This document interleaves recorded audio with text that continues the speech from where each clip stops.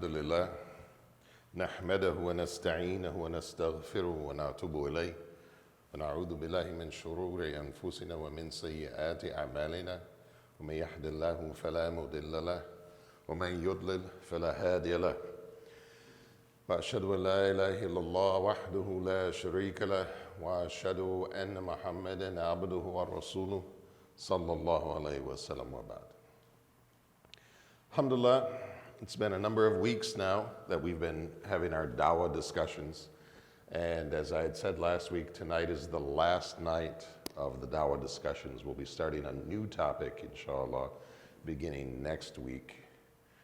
And I'll mention that at the end, inshallah.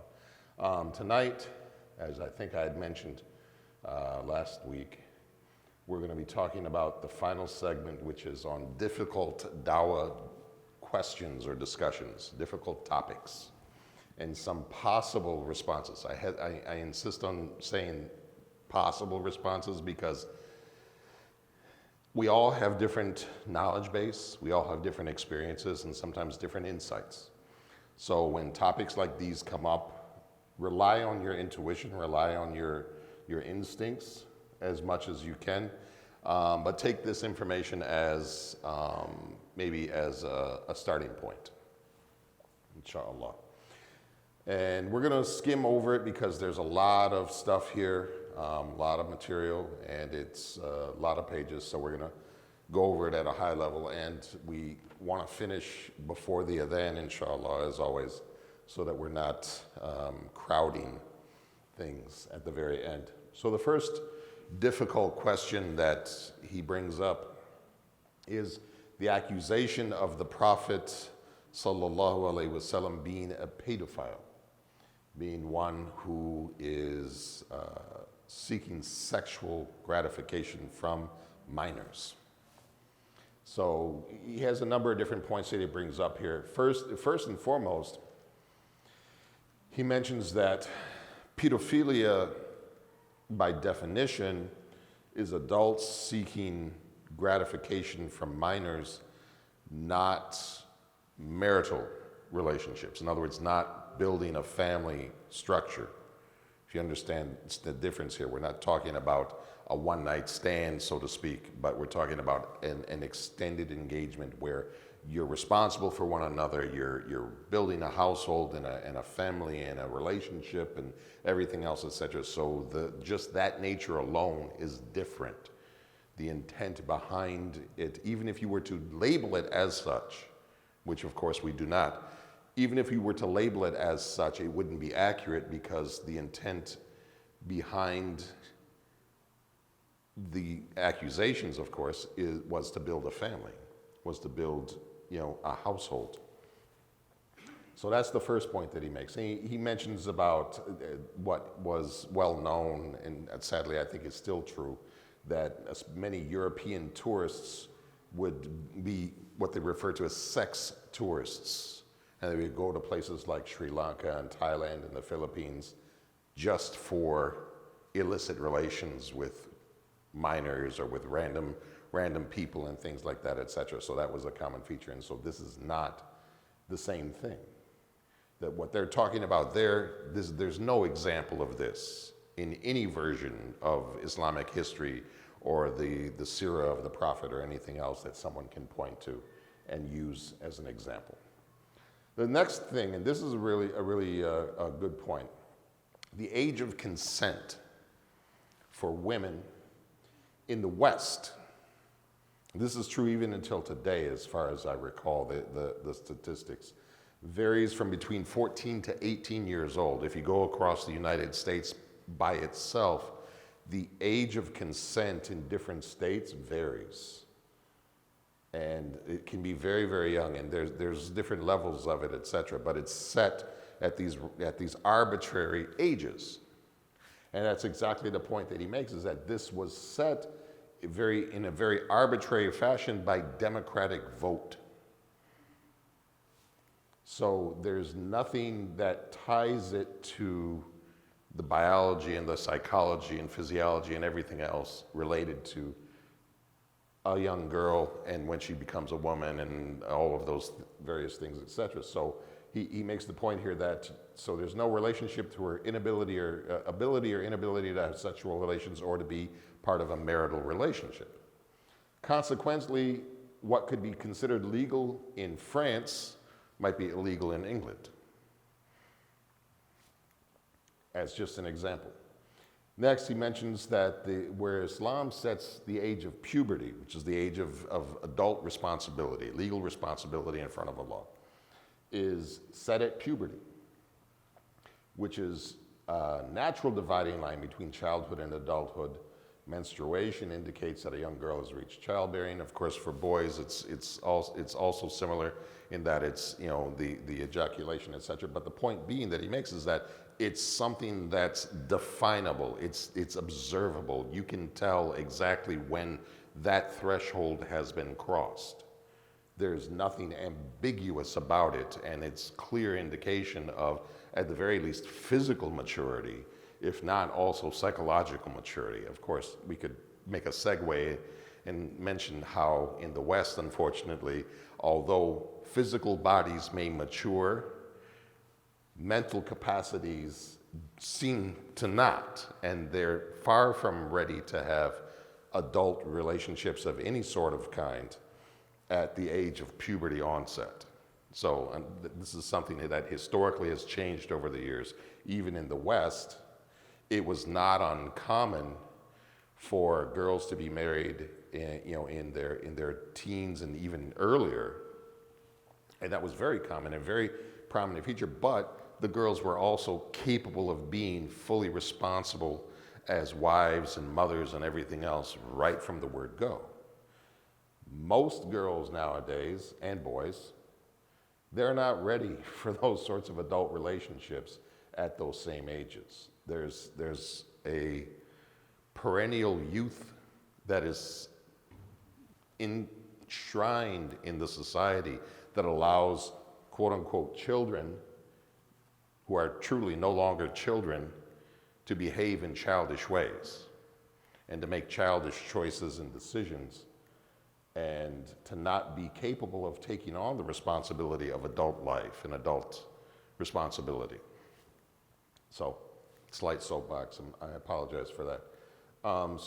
He talks about this and that, so the ages, and he says this age may vary from country to country, but it's discernible and not arbitrary. In other words, what he's referring to here is that it's a reality that you find that puberty onset varies by region. Hotter climates, puberty tends to occur earlier.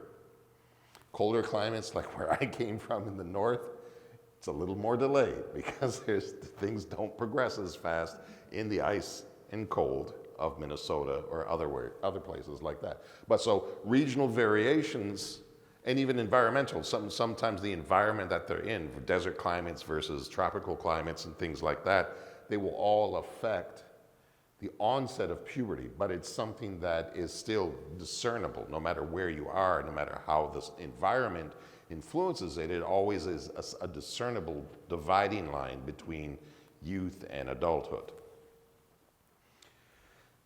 Most societies around the world sanction child marriages, and up till this very century, it was not introduced by Islam, but regulated. And this is a common feature with many things that people criticize. They criticize Islam as if Islam invented the certain thing that they're referring to.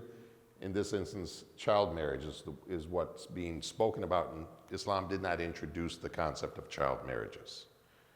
Girls were being married at a young age, long before the life of the Prophet Muhammad ﷺ ever came around.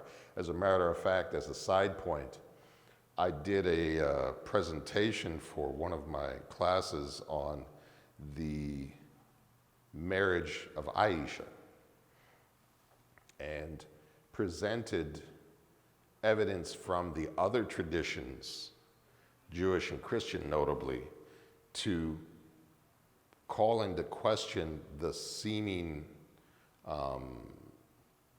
difficulty or abhorrence that they have for what they're claiming in regards to the Prophet Muhammad ﷺ. One of the things that I mentioned in there was a passage from the Old Testament, the Jewish scriptures of the Bible, where, it's been a while since I referenced it, so you'll have to apologize if I don't get the exact wording right. But the essence was talking about when they are in battle or they take a town or a village or something, that any girl who has not lain with a man as young as 3 years and 1 day can be taken by them in that manner, in a sexual manner.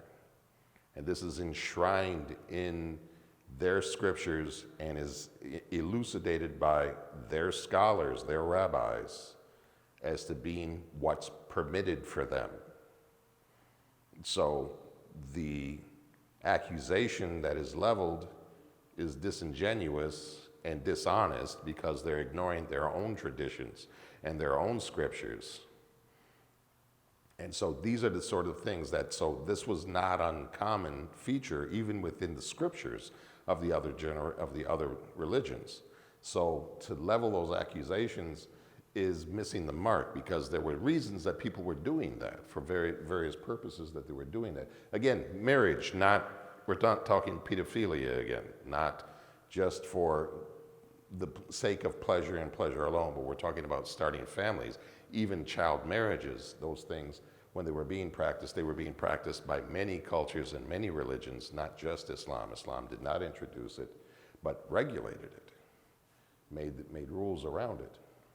Now, some interesting points that he brings up around the fiqh of these child marriages, when they do happen. The age of marriage is at puberty and is the natural dividing line.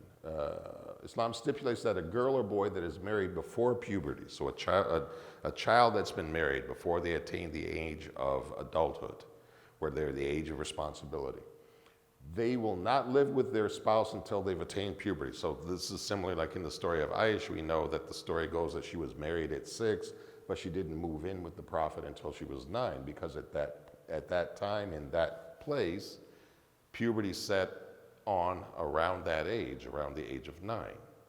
And as a side point, there is some discussion among some scholars about the age that she truly was. Some say that she may have been as many as 10 years older than that at the time. So she would have been 16 at the time of marriage and 19 at the time of moving in, according to some. It's considered a minority opinion, but it is out there. So they don't move in together until they've attained puberty, until they're capable of adult relations. Furthermore, they have the right to cancel or proceed with the marriage when they reach puberty. And you find evidence of this in the Sunnah directly, where a girl who's been married by her father without her permission, because they're not asked for permission then when they're before puberty, because they're not considered capable of giving their consent, because they don't understand yet. When they attain to puberty, they can affirm or reject the marriage at that point, because they've become of age and they have a voice now. And he mentions the issue of Aisha, and as we said, 6, moving in at 9, according to the most authentic narrations from the Prophet ﷺ. And then this is a point that you find as well, is that when this accusation of this sort of sexually predatory behavior, when you look at women that were victims of something like this, they tend to be have difficult times coping as adults. They're unstable, psychologically handicapped, etc. Aisha, who's of course the main story that is brought up in this context, when you look at her personality, she was a leading scholar of her time, conveyed the knowledge to the hundreds of students in her time, and was a very bold personality and leader, even led armies during the Battle of Siffin, during what was essentially the civil war during the time of between Uthman and Ali. So there's a lot of us, and so she's known to be the 4th most prolific narrator of the Prophet's traditions and all of the Prophet's followers. So just the character of Aisha belies this idea that she was in any way an abused woman. Her character and the way she developed was of such stock and such nature that she was of the highest caliber and the highest capacity, and that's one of the arguments that they cite to say that that's ludicrous, to bring that up as an example. The next point that he brings up is that the famous men are allowed to beat their wives. And he talks about that this is something that they're accused of, domestic violence. Again, he brings up this point. Domestic violence is not unique to Muslims. Islam did not invent the idea of wives being physically abused by their spouses. It's not something that's unique to that. And he brings up an interesting point. He said it's widespread throughout the world, and in fact, the rate of violence is far higher in Western countries in which it is illegal for husbands to hit their wives. The reason being the extended family structure is gone in the West generally. You have individuals living by themselves, so when tensions rise, there's no buffer to mediate between the spouses when things get difficult. And so this is part of what he argues here. He says the relatives have little or no concern in domestic disputes. In the Muslim communities, they are encouraged to interfere. The family, the extended family, is encouraged to interfere, to act as muhkam. They're encouraged to act as judges or arbitrators in the dispute to try and bring about a resolution, if at all possible, and to protect the rights of the women. And they often live together in the same general area.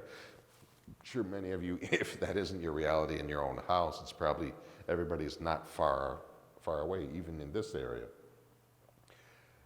The attitude towards corporal punishment changed. In other words, the idea of, for lack of a better word, spanking, used to be very, very commonplace in the West. Was not looked at, was not considered inappropriate or anything until relatively recently, within less than the last 100 years, when certain books were written by scholars of child rearing, so-called, that said that you should treat children as little adults. You shouldn't use corporal punishment with them, physical punishments with them. You should reason with them. You should try and talk to them. And that this was the right way to approach it. And they talk about the situation that you find now where it's been taken out of the schools and even in families, etc.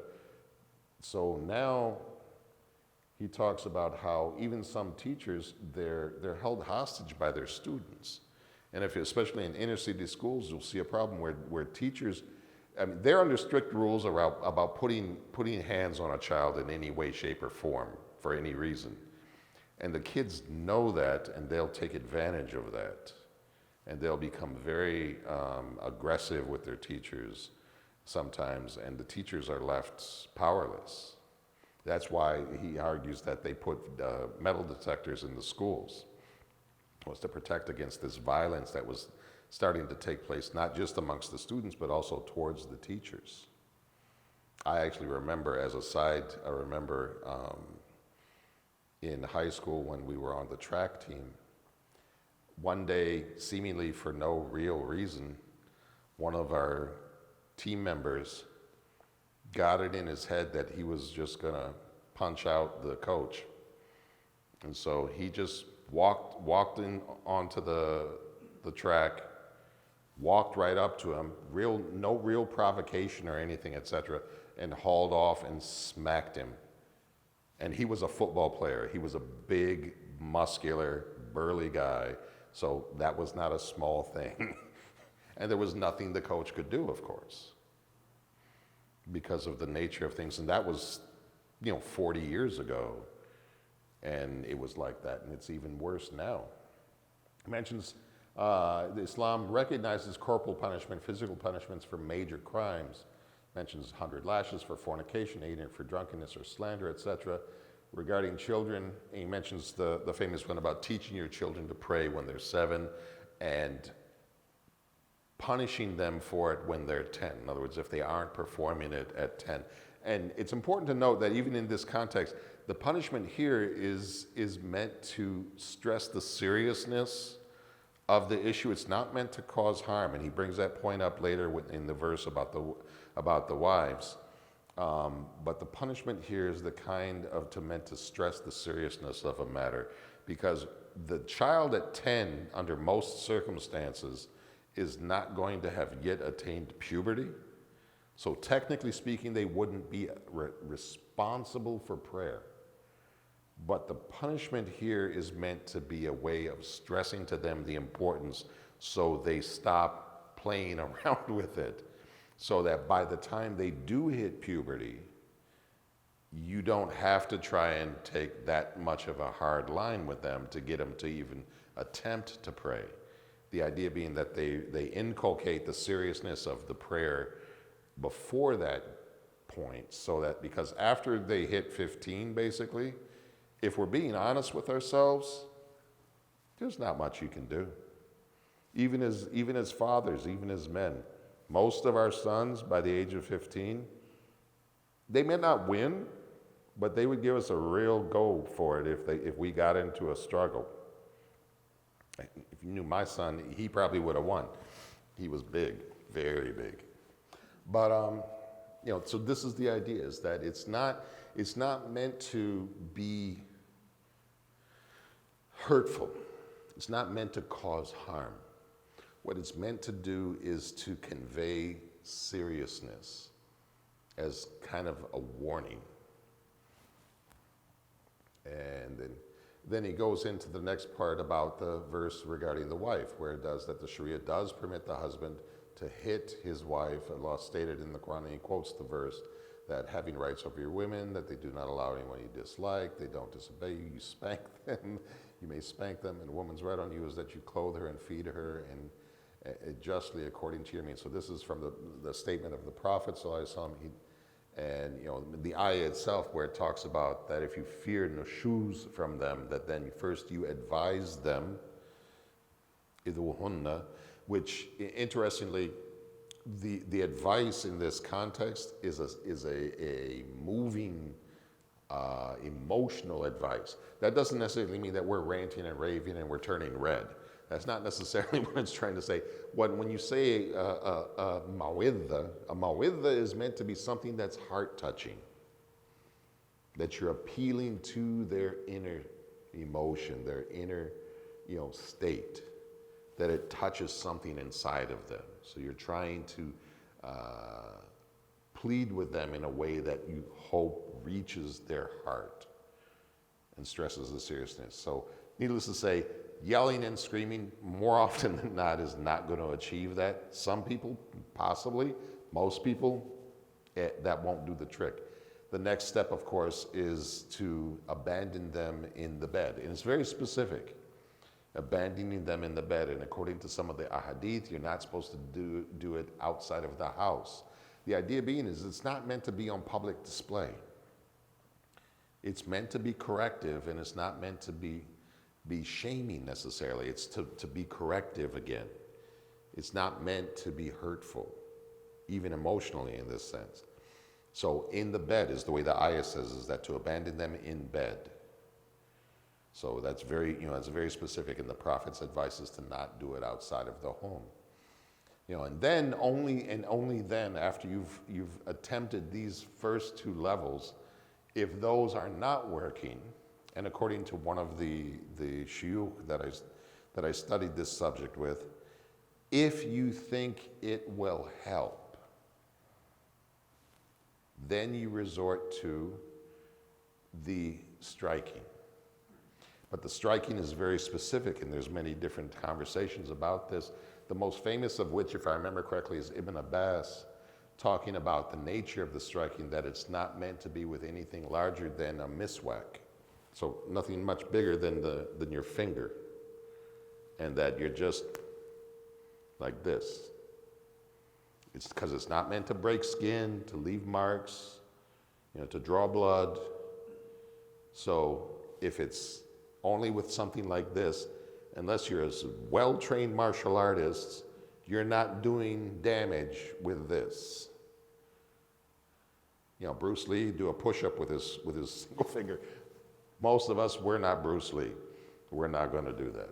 So it's like this is not going to cause harm generally. But it's the idea of saying, hey, what are you doing? It's meant to be loving almost. It seems counterintuitive to say that, but it's the idea that you don't want things to get so bad, and so you're trying to be like, hey, what are you doing? Come, let's calm down. Let's try and work this out, instead of letting it continue going so far. And then, the verse even continues, but if they return to obedience, then you have no way against them. In other words, don't stay rough and tough with them if they reform, if they come back to being obedient to what they're being asked to do, as long as it's permissible. And that's a point that he makes, is the idea that the spouse is considered, required to be obedient to her husband within the realm of what is permissible. And there's some discussion around what the required obedience entails, whether it's general obedience or whether it's specific to certain things, certain areas. But so the idea is to be corrective, not punitive, not harmful, meant to convey seriousness of the issue itself. And the key, as I said, the one that the Sheikh mentioned, is that if you think it would help. The idea of this being here is that if you know your wife and she's of the type that if something like that, even this, was done, the insult or whatever that she might feel from that, or the reaction she might have if she's maybe a little more hot-blooded than others, is likely to make things worse. In that scenario, you don't even go to this, because the goal is for this to be helpful. If it's only going to fan the flames, then you shouldn't even resort to it, because that's defeating the purpose. The purpose is important to understand, that the idea is to bring about rectification. If you know with reasonable certainty that it's going to make things worse or drive her further over the edge, then you don't even want to consider doing something like that, because that's not the intent behind it. So it's important to understand those sorts of things. And it talks about the different rules around that. The obedience: do not hit her in the face, do not or curse her, do not beat your wives as you would a servant girl in pre-Islamic times, etc. So you're stressing this idea that you're not harsh, you're not mean. Shirley mentions the not cursing her. So we're upset. We're not doing it like we're in a rage, and the way, I don't remember if the sheikh that wrote this used to put it this way or not, but he used to talk, it's not like we come to our wives like Mike Tyson, like we're hauling off and getting ready to just, and unfortunately, of course, that's what some guys do, and they try to justify it with these things. And it's like, that's not what it's saying at all, in any way, shape, or form. And he didn't mention it here, but it's worth noting that one of the narrations from Aisha about the Prophet ﷺ is that he never struck a woman or a child. The only time he ever got angry was in the cause of Allah. So even though he made it clear that it was within the realm of possibility and it was in the realm of permissibility, he himself never did it. And he stressed in another statement that the best of you are the best to your family, and I am the best to my family. So if his example is to say that I never did these things, and if some of the lesser talked about stories from the life of the Prophet, especially the home life, it's not that the Prophet did not have marital disputes come up and that there were arguments or fights between he and some of his wives, that where people were trying to mediate. There's one I remember, I don't remember all of the details, but it was he and Aisha, and he had called Abu Bakr to come and kind of mediate between them. And they were going to take turns telling each other's version, side of the story. the minute Aisha started to talk and was implying that that the Prophet wasn't saying something or doing something particular, Abu Bakr got so mad he struck her. Because how could you speak about him this way? The Prophet, she ran behind the Prophet, seeking shelter behind him, even though they had called him to mediate a dispute between them. And he said, Abu Bakr, if we knew you were going to be like this, we wouldn't have called you. So even in those situations, there was still, it was not like it was all roses and unicorns. It wasn't perfect. There was still challenges. We know the story of Aisha and Hafsa and with the situation with the gum and the honey and everything else, and making him think that something was wrong, and the ayahs were revealed about it to the point that they were warned that it's like Allah could divorce you from him and replace you with wives better than you. As a warning to them, as a reminder, it's like, do you choose Allah and His Messenger? And of course, they rectified themselves because they understood the gravity of what had happened. So he stresses the point about not causing pain and reestablish authority in the family. Chopping off heads and hands and stoning to death is the next point that he brings up. So punishment in the West is meant to serve three functions. Retribution, in other words, justification, looking to the past side, punishment or revenge, deterrence, and then reformation. And the decision was made in the West that corporal punishment, so physical punishment again, was no value as a deterrent and should be abolished.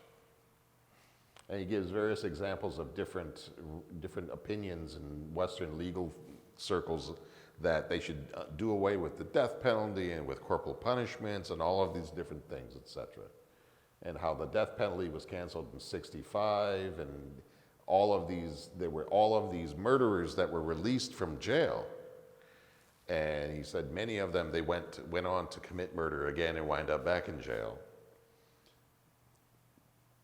And they said that the penal system, the judicial system has failed in reforming and rehabilitating criminals. So they did away with physical punishment because they said it didn't do any good for retribution.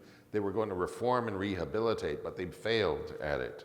And I do a lot of work in the prisons, and they talk about it all the time, about the number of people, the revolving door they refer to, that once they go in, they keep coming back many times, unfortunately. And society winds up paying for the cost of all of this, because it's not cheap to keep those guys inside. The cost of them being inside is not cheap. And most of us as taxpayers wind up carrying that burden. The punishments in Islam are in three categories. You have the hudud, which are prescribed punishments in the Revelation. And that's a right of Allah.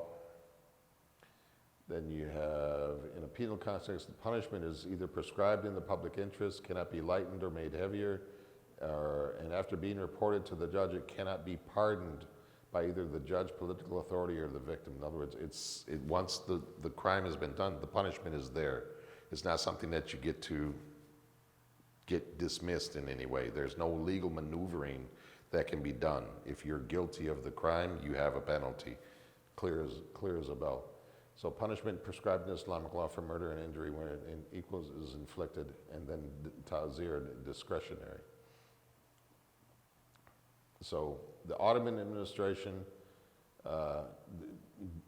of Arabia, they did not apply the hudud, the punishments, but when the Saudi regime reintroduced them when they took over,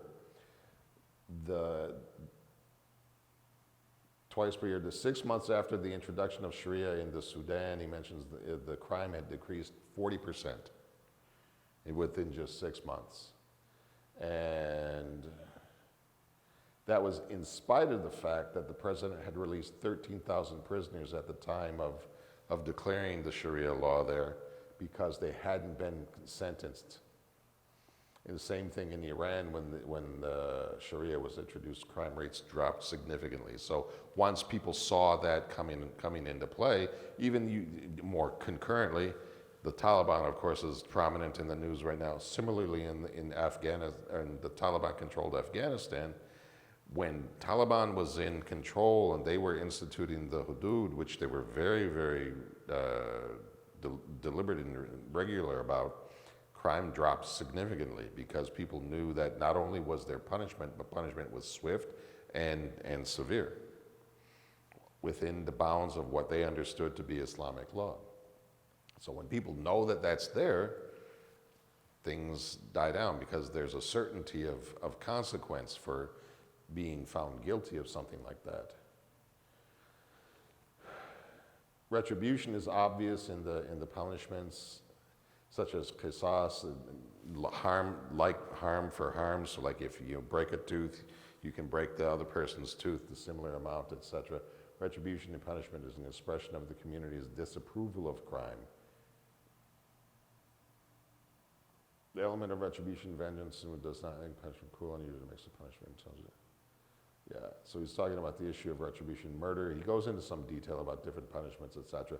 But one of the critical parts of this was the idea that it has to be something that's witnessed by the public. It can't be something that's kept away from the public eye, because if the public isn't aware of it, then the deterring factor doesn't take hold. And so that's a critical part, and we see that the society is the way it is, and there's so much corruption in societies when the possibility of justice seems remote or long off into the future, etc. It talks about different categories of like theft, even with theft here, the issue of the cutting off of the hand. There are conditions that have to be required. During times of famine or starvation, the punishment won't be instituted. And that was something that happened during the time of Omar radiallahu anh. They were suffering from a drought and famine at one point, and so there was theft going on in the marketplace, but he was not instituting the had for theft because people were stealing to eat. This was a basic human right, and so it wouldn't have been appropriate Islamically to punish them for trying to meet their basic needs and not starve to death or their families.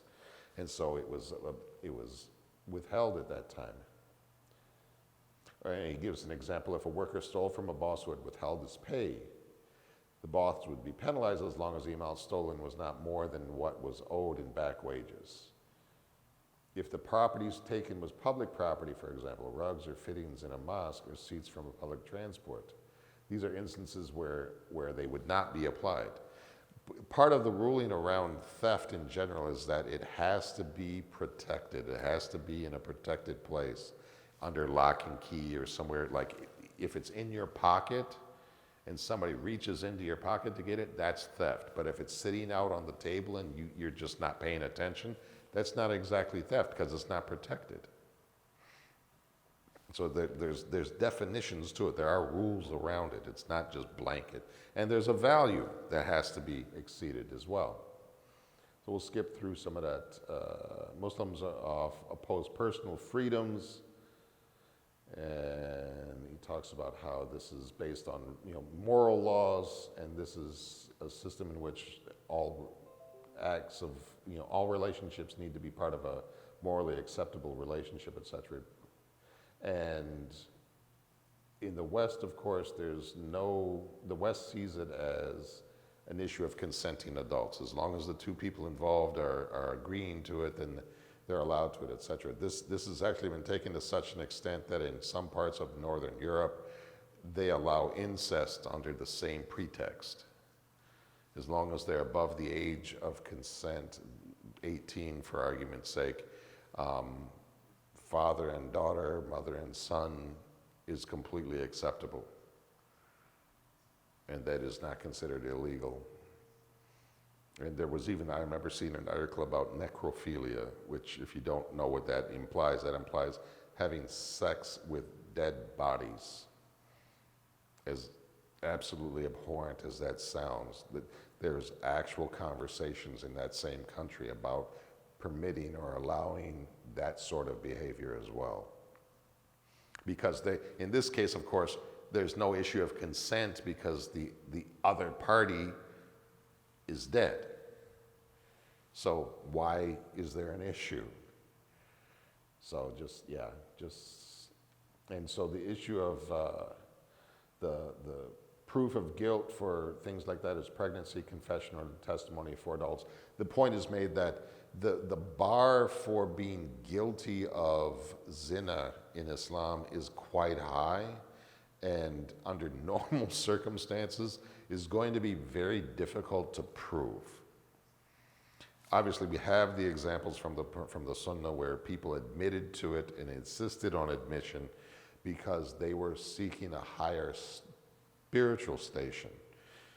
And that was something that they were doing. But scholars generally say that you should keep that to yourself and let that be between you and Allah and not expose yourself to that harm, needlessly. If it comes up, you don't lie, but you don't necessarily expose yourself.